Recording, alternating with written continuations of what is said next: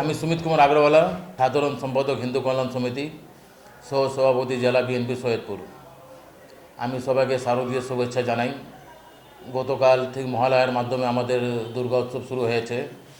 আমি হিন্দু আমার সনাতন ধর্মী ভাই বোনদেরকে বলতে চাই, আসুন আমরা সবাই মিলে একত্রিতভাবে খুব সুষ্ঠু সুন্দরভাবে গতবারের চেয়ে আমরা এবার জাঁকজমকভাবে দুর্গাপূজা উদযাপন করব।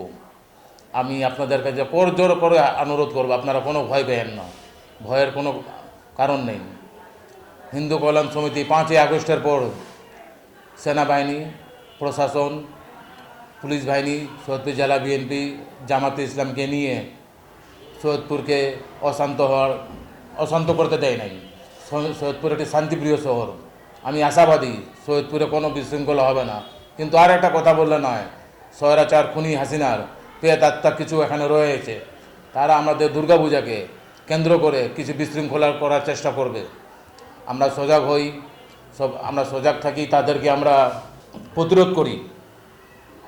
আপনাদের কাছে আমার একটা আবার অনুরোধ করব, আমরা আসুন আমরা আবারও এক প্ল্যাটফর্মে দাঁড়াই, নিজের ভেদাভেদ ভুলেই আমরা প্ল্যাটফর্মে দাঁড়াই।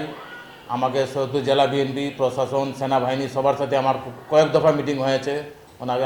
ওনারা আমাদের পুরো আশ্বাস দিয়েছে সৈয়দপুরে বিশেষ করে সৈয়দপুরে আমাদের কোনো ধরনের কোনো গণ্ডগোল হওয়ার সম্ভাবনা নাই। সবাইকে শারদীয় শুভেচ্ছা আবারও জানাচ্ছি। আপনাদের যে কোনো সময় আমাকে ব্যক্তিগতভাবে হিন্দু কল্যাণ সমিতির পক্ষ থেকে, জেলা বিএনপির পক্ষ থেকে আমাকে ডাকলে আমি সাড়া দেব আপনাদের পাশে। সৈয়দপুর জেলা বিএনপি আগেও আপনাদের কাছে ছিল, এখনও আছে, ভবিষ্যতেও বিএনপি থাকবে।